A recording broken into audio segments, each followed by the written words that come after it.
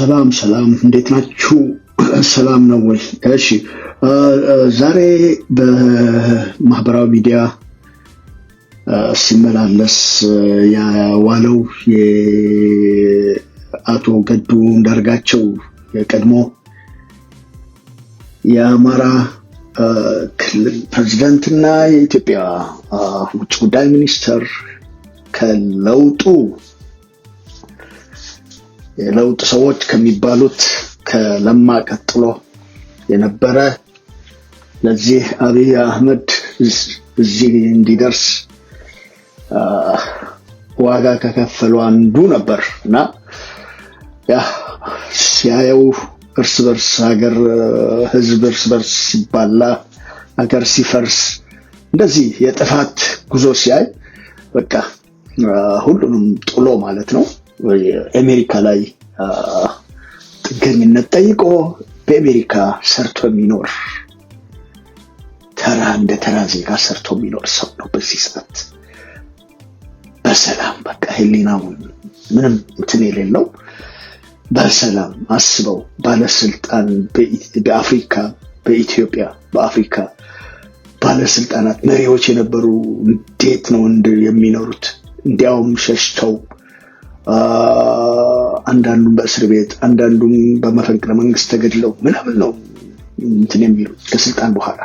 እንደዚህ ግን በጣም መታደል ንጹህ ህሊና በቃ ያለምንም እንትን ነበረ፣ ያለምንም ኮራፕሽን ነበረ ማለት ነው። እንደዚህ ሰርቶ ለማንኛውም ሰው ድሮ ሲታጀብ እናንተን የነበረ አሁን አጃቢ የለ ምን የለ በሰላም በቃ እንደማንም ዜጋ ገብቶ ይወጣል። በጣም ትልቅ ክብር ነው ለዚህ ሰው የሚገባው። በተለይ ኢትዮጵያውያን ለዚህ ሰውዬ ምንም ያላደረጉ ቲክቶክ ምናምን የሚያደርጉ ሰዎችን እንትን የምታደርጉ በአንድ ጊዜ ወደ ክብር የምታመጡ ለዚህ ሰውዬ በንጽህና ያገለገለ እና ጥፋት ሊኖረው ይችላል፣ ብዙ ነገሮች ሊኖሩት ይችላሉ። ግን የአገርና የህዝብ ገንዘብ ስላላሻገረው ወይም ስላላሸሸ ያውልህ ሰርቶ እንደተራሰው ይኖራል። በቃ ለሌሎች ምሳሌ ሌሎችም እንደዛ በስርዓት ምንም የህዝብ ገንዘብና የህዝብ ንብረትን ሳይነኩ ያለምንም እንትን በስርዓት አገልግለው ተርማቸውን ጨርሰው በሰላም እንዲኖሩ ለሌላውን ለሚመረጠው ጥርት ያለ እንትን አስረክበው እንዲሄዱ የሚያደርግ ምሳሌ ነውና ለዚህ ሰውዬ ክብር ይገባዋል። ዲያስፖራ ኢትዮጵያውያን ለዚህ ሰውዬ ከተረባረባችሁ ያገለገለውን እንትን በክብር የሚኖርበትን ነገር ማድረግ ይገባል። ከብዛታችሁ አንፃር ምንም አይደለም። ለዚህ ሰውዬ እርስ በርሳችሁ አንድ ሰው $100 አዋጥቶ እዚህ አሜሪካ ውስጥ ያላችሁ ኢትዮጵያውያን ብዙ ናችሁና ለዚህ ሰውዬ ግን በጣም ክብር ነው። ልክ የሶማሌ ባለስልጣን ነበር ጠቅላይ ሚኒስትር ነው ወይስ ፕሬዚዳንት ቤት ገዝተው እንትን ሲያደርጉት ያየነው እንተሳድሙ ደስ የሚል በቃ ህዝብ ሲያከብር በስርዓት ስላገለገልከው በንጽህና ስላገለገልከው ህዝብ ሲያከብር በጣም መታደል ነውና ለዚህ ለአቶ ገዱ አንዳርጋቸው በጣም ክብር ይገባዋል። ነሳ ቪዲዮ ሰርተው እንትን ያደረጉ በጣም ደንቆሮች፣ በጣም ኋላ ቀር የሥራ ክቡርነት ምንም የማያውቁ ናቸው። ባለስልጣን ነበር አሁን ወረደ ወደቀ አይነት ነበር እነሱ የሚተረጉሙት። ከበረ ክብር ነው ይሄ። ንጹህ ህሊና በሰላም በቃ በሰላም ሰርቶ በሰላም ቤቱ ገብቶ እርፍ ይላል ማለት ነው።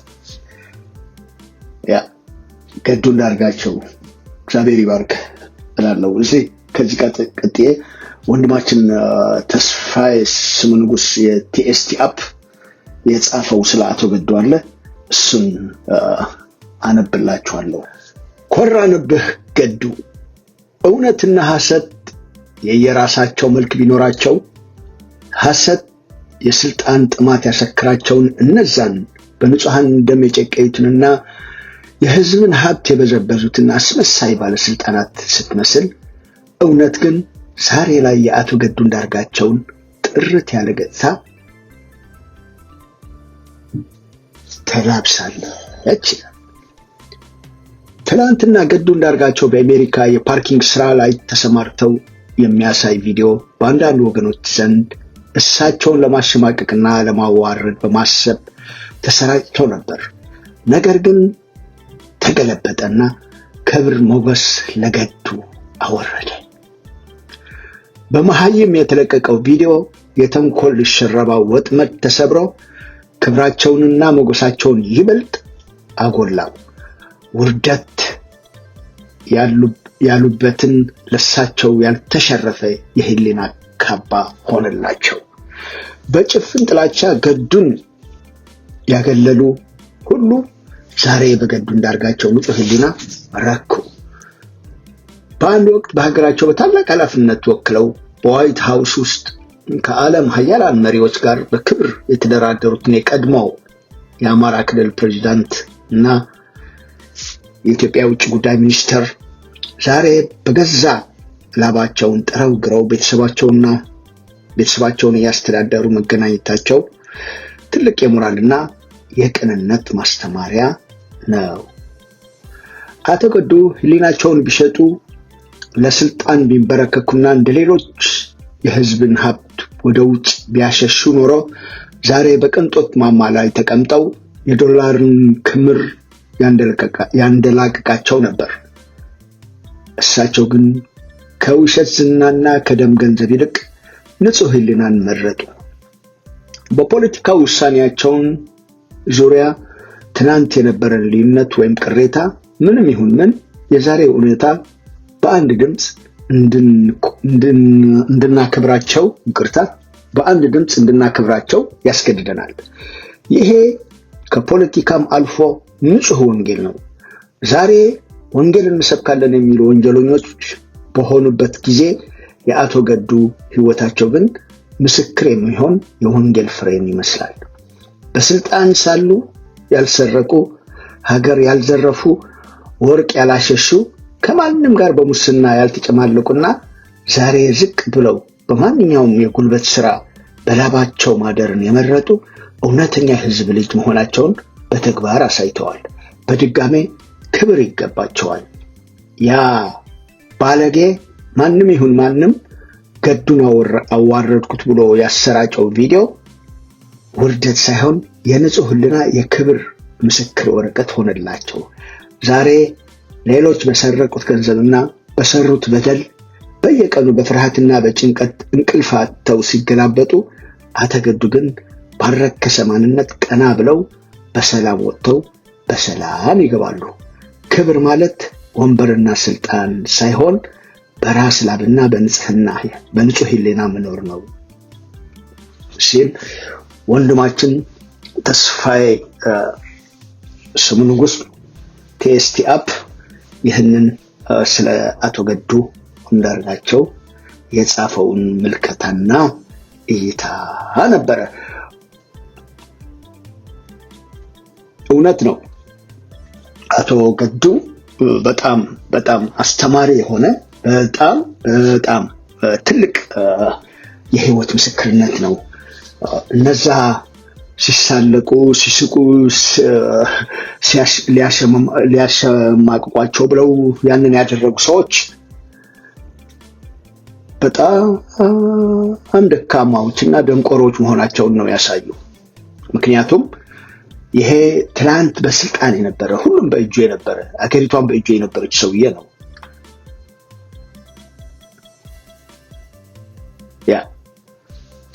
ቢፈልግ ሌሎች የአፍሪካ መሪዎች እንደሚያደርጉት ኢቭን የኢትዮጵያ መሪዎች እንደሚያደርጉት ማድረግ የሚችል ሰው ነበር። ነገር ግን እንደዛ እንዳላደረገ ያው የምናየው ምስክር ነው ማለት ነው። ታዲያ ለእንደዚህ አይነት ሞራል እና በስነ ስርዓት በስነ ምግባር እንትን አድርጎ ለወጣ አልፈልግም ብሎ እንትን አድርጎ ለወጣ ተቃውሞ ለወጣ ለእንደዚህ አይነት የእርስ በርስ ጦርነትና ጭፍጨፋና አገርን የማራቆት ህዝብን የማጥፋት በደም እርስ በርሱ ደምን የማቃባት አላማን አልፈልግም ብሎ ጥሎ በኤግዛይል በስደት የሚኖር ባለስልጣን ደግሞ በስደት እንደሌሎች ወጥቶ ባሸሹት ዶላርና ባሸሹት ወርቅ ተደላቀው የሚኖሩ ብዙዎች መሪዎች አሉ። ይሄ ሰውዬ ግን በንጽህና ያለምንም በንጹህ ሕሊና ሰርቶ እንዲበላ በጣም በጣም ሊመሰገንና በጣም ትልቅ ምሳሌ ተደርጎ መሸለምም ይገባው ነበር። ዲያስፖራ ያለው ኢትዮጵያዊ በሙሉ እዚህ ሰውዬ ሊሸልመው ይገባ ነበር። ምክንያቱም መሪዎች እንደዚህ እንዲሆኑ አገልግሎም በሰላም በንጹህ ሕሊና እንደ ማንኛውም ሰው ካላቸው ሲያገለግሉ በነበራቸው ደሞዝም ሌላም ያካበቱትና የያዙት የሚያኖራቸው ብር ካለ ጥሩ፣ ከሌለ ግን ህዝቡ ራሱ ቴኬር ማድረግ አለበት። እንደነዚህ አይነት ሰዎች ማንኛውም መሪ በስርዓት አገልግሎን ጊዜውን ጨርሶ በሰላም ሌሎች አሸጋግሮ እሱ በሰላም እንዲኖር አይደለም የምንፈልገው። ስለዚህ እንደዛ ለሚያደርጉ መሪዎች መጀመሪያ ክብር እንስጥ።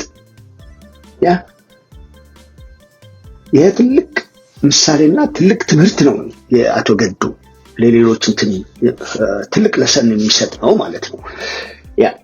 ከዛ ከስልጣን ወርዶ ተራ ሰው ሆኖ ስራ እየሰራ በንጹህ ሕሊና በሰላም ሰርቶ ሲገባና ሲወጣ ሲያይ በጣም ከዚህ የሚበልጥ ትልቅ ክብር የለም ማለት ነው።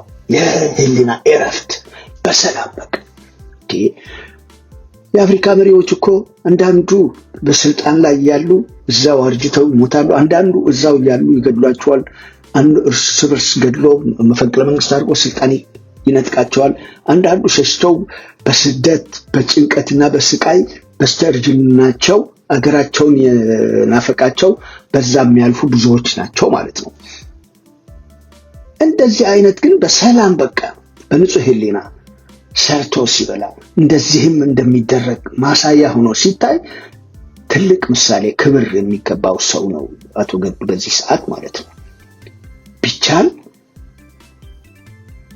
ትልቅ አክብሮት መስጠት፣ ሌሎችም እንደዛ እንዲለምዱ ማድረግ ነው የሚገባ እንጂ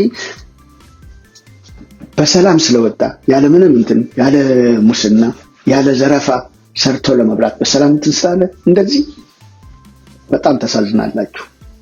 አእምሯችሁና አስተሳሰባችሁ በጣም ህፃን ይሻላል ከናንተ። ይሄ ክብር የሚገባው አስተማሪ፣ ምሳሌ፣ ሞዴል ነው ለሌሎች መሪዎች። ሌላ በቅርብ ባለፈው ዓመታት የሶማሌ ነው የምን ነው በዚህ በኢስት አፍሪካ አንድ መሪ ፕሬዚደንት የነበረ ነው ከስልጣን ብሎ ህዝቡ ቤት ሲገዛለት ምናምን አየንና በጣም ደስ የሚል በቃ ምክንያቱም ሰላም አገልግሎ በስርዓት አገልግሎ ጊዜውን ጨርሶ ሲወርድና ከስልጣን ሲል በቃ ህዝቡ ማክበር አለበት። ምክንያቱም አገሪቷን አልዘረፈም፣ ህዝቡን በሙስናም አላጎሳቆለም። በክብር መያዝ አለበት እንደዚህ አይነት በሰላም አገልግሎት የሚሉ ምክንያቱም ሌሎችም የሱን ፈለግ እንዲከተሉ። ካልሆነ ግን ዝም ብሎ በስልጣን ነበርና አሁን እየሰራ ነው ብሎ ለሚሰራ ማክበር ነው ያለበት። ማክበር እንዲያውም ለአቶ ገዱ በጣም ዲያስፖራ ያለው ኢትዮጵያዊ ይሁን ሀበሻ እንደ ሞዴል አድርጎ በደንብ ገንዘብ አዋጥቶ እሱን ማድረግ ማክበር በጣም ተገቢ ነው የሚል አለኝ ማለት ነው። ሌሎችም ከዛ ተምረው በሰላም ህዝቡን ሳይዘርፉ አገራቸውን በስልጣናቸው ተጠቅመው ሳይዘርፉ ሳያጎሳቁሉ በሰላም አገልግለው የአገልግሎት ተርማቸውን ጨርሰው በሰላም በሙያቸው ይሁን በፈለጉት ስራ እንዲሰማሩ ወይም ደግሞ ባላቸው በክብር እንዲኖር በሰላም የሚያደርግ ምሳሌ ስለሆነ ይህንን ኢንካሬጅ ማድረግ ማበረታታት እንጂ ለማሳነስ ለማሸማቀቅ ምናምን አንተ እንደዛ ያሰብክ ሰው አንተ በተንኮልህ በክፋትህ እግዚአብሔር ግን ለመልካም ነው ያደረገው። ለመልካም በቃ ንጽህናቸው እንዲታይ ሕሊናቸውን ንጹህ ሕሊናና በቃ ምንም እንደሌላቸው እንዲታወቅና እንዲታይ ምክንያት ሆነዋል። ልክ ወንድሜ ቲኤስቲ ተስፋዬ እንደጻፈው ማለት ነው። እና ሌሎች መሪዎች እንደዚህ ይልመዳቸው። አቶ ገዱ ግን በጣም ኮራንብህ። እውነት ነው ተስፋዬ፣ ኮራንብህ። እንደዚህ ነው የሚያስፈልገው። ተባረክ። ዘመንን እግዚአብሔር ይባርከው፣ ከክፉ ሁሉ ይጠብቅህ፣ በሞገስ ላይ ሞገስ እግዚአብሔር ይጨምርልህ። የዘላለም ብርሃን ያብራልህ። ተባረክ አቶ ገዱ። እሺ ወገኖች፣ እንደዚህ አይነት ሰው በጣም ያልተለመደ ከስልጣን ወርዶ በሰላም ደግሞ ስራ እየሰራ ሲኖር በጣም እንደዚህ ያለ ህሊና እረፍት የለም። ለዚህ ለአቶ ገዱ ትልቅ ክብር ይገባዋል። ተባረኩ። ጌታ ኢየሱስ ይባርካችሁ።